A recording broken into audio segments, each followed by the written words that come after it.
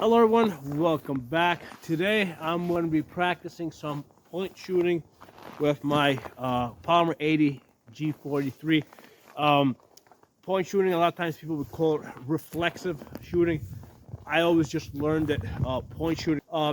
In order to develop the skill, right, what I usually recommend to people is come out, point shoot the gun, then match up your sights, right?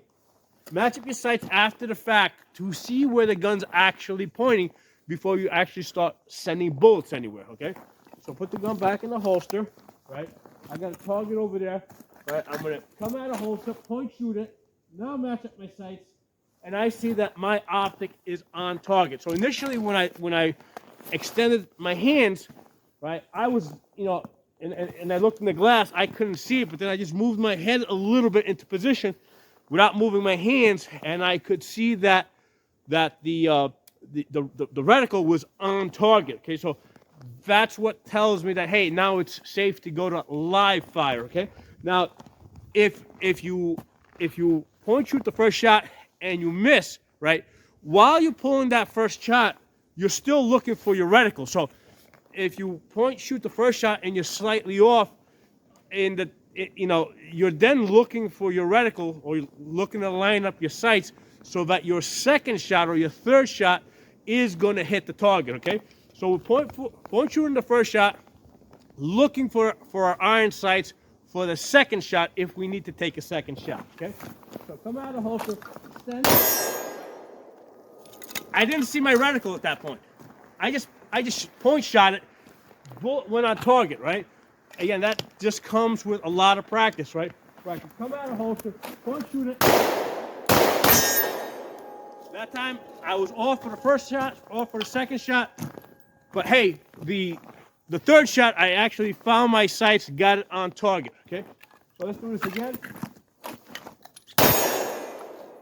So that time I didn't see my reticle. I was just able to get it on target. Now,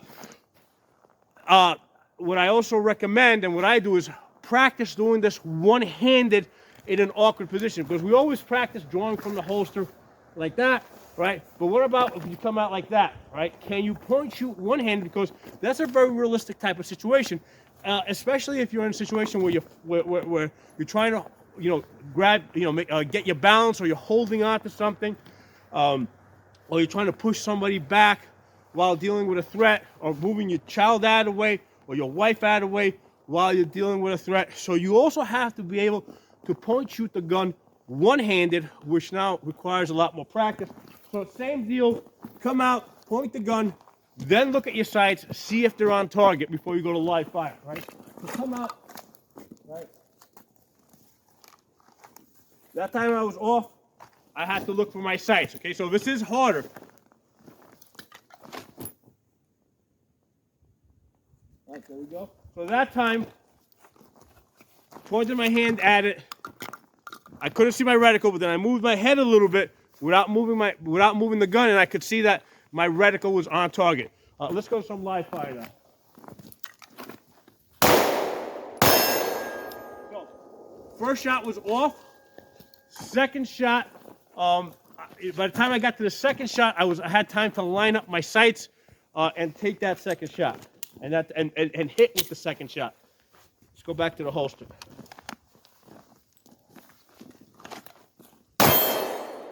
So again, that time, no sights on target. I couldn't find the reticle. Didn't see the reticle. Just extended my arm to the target. And the way I do is when I come out, I punch out. So I don't come out and come up like this, or like this, or like that. I come out and I punch straight. Same way like if we're gonna fight, right? Punch straight to the target, right? So when I punch straight to the target, right? And then by punching straight out, it increases the chance that because it's a natural thing. Pointing at things, you're doing it all your life. You can point at the target, wherever you point your finger, that's where you're pointing, right? So same concept here. Same deal. No sights on target, just point shooting it. And then you can take this a step further by adding a little movement, right? So now, situation where you're moving to cover, but you gotta put some fire downrange. Like, let's say you got incoming fire. You see a threat there, right? First thing you look is, you got incoming fire. You look in the background, make sure that there's, I mean, that's what I'd be more concerned with. What's behind my target? Once you are secure, you feel safe that there's nothing behind your target. One option might be to send bullets that to the threat while you're moving to cover. Okay, so adding some movement. So that time I was moving, no sights on target, just by pointing my arm at the target, able to hit the target on the move. Okay, and again, the key to this is punching. You're punching straight out. You're punching straight out, which the natural thing is to get on target. Okay, so same thing, coming out. So first shot, missed. It was close, but missed. Second shot, I was able to find my reticle, get it on target. So what I'm doing is I'm using the first shot. The first shot's basically suppression fire. In this case, the way it worked out is the first shot was suppression fire to allow me to get on target. Let's do a tactical reload here. Yep. I knew I was down to 1 or 2. Yep. Okay, gun set. All right, same deal. We're practicing moving, point shooting, and then if need be, if we miss, take that second shot, okay?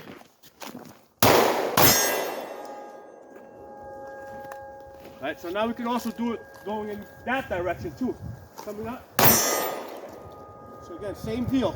That time, I just threw my arm at the target, right? Just like I'm punching it, right? The other thing is also practice this left hand. I don't have a lefty holster on right now, but you want to practice this lefty, okay? The lefty, I'm not quite as good. Let's practice it again. Come out. Way off on that one, okay? So, gotta practice a little bit more with the right hand. Okay. So I think it's a skill worth developing. So let's put this. I think it's a skill worth developing. A lot of times people talk about point shooting, reflexive shooting, but they'll do it only with the two hands using perfect presentation. I also like to practice it one-handed with unperfect presentation, and also while moving, right? Because, if you think about how fights happen, there's movement, right? Especially if there's incoming fire all over the place. If there's bullets flying all over the place, you're moving to cover. If it's safe to do so, you might need to put some, one choice might be to put some suppression fire in a given area as you move to cover. But again, you got to make sure that the area behind your target or behind the threat is also clear, so you're not spraying people in the background. So I'm not saying that this is the thing to do. What I'm saying is that it's a skill that I think should be developed so that you have the option to use it, if it's required. Okay, so this is what I would call, there's a very low chance, very low probability, first of all, that you're ever going to be in a self-defense situation where you have to use your gun. And then starting from that low percentage that you would ever be in that self-defense situation, all the other possibilities that you can think of within that, each one is 1%, right? So 1% chance that you'll ever be in a gunfight, and then within that, there's a 1% chance that you would be in a situation where where you're shooting while moving to cover, or any of the other scenarios that you could possibly think of. Okay, so the main reason why we do these things is because they're fun. Okay, if this wasn't fun, I wouldn't be doing it. So the different scenarios that we come up with, right, in training, the different training scenarios, is more for the purpose that it's fun and enjoyable, rather than I think that this is the thing that I would be doing, okay? But if you ever are in a situation where you need to be doing this thing, you've got the skill. So hope you guys enjoyed the video. If you're not a member of the channel, subscribe. Drop some comments below. Let me know what you think of this drill. If you think it's stupid, tell me it's stupid. That's fine too. I could take criticism. Maybe you got a better way of doing it, okay? Main thing is we're punching out to the target. This was also a good learning exercise for me because I see after I basically stop this camera for the rest of the day, I'm going to be practicing left-handed, right? I saw that with my left hand, my point shooting is not that good. It's good with the two hands, but point shooting with the one hand, yeah, I can see as I push out. So this is how I'm going to develop the skill. Yeah, way off there. I got to keep doing this over and over again until I can punch out, and get on target. Oh, see, I'm a little bit off to the right. Now I was center. Where am I now? Now I'm center. Center.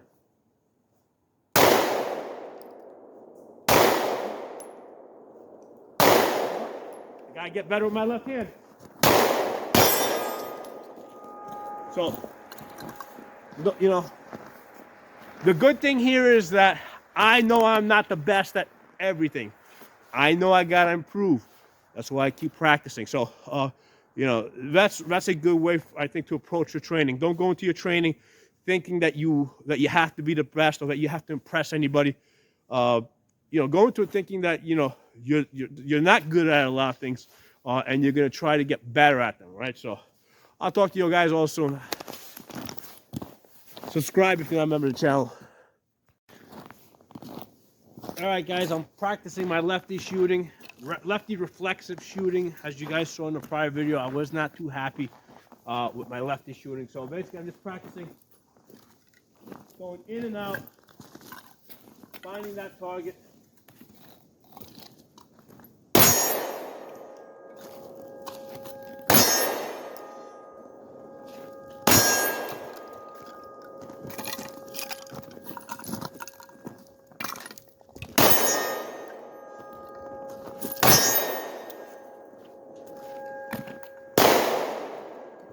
So it's just a matter of just practicing, getting better with it. But that's one of the nice things about these videos. One of the reasons I like doing these videos is it really gives me motivation to practice.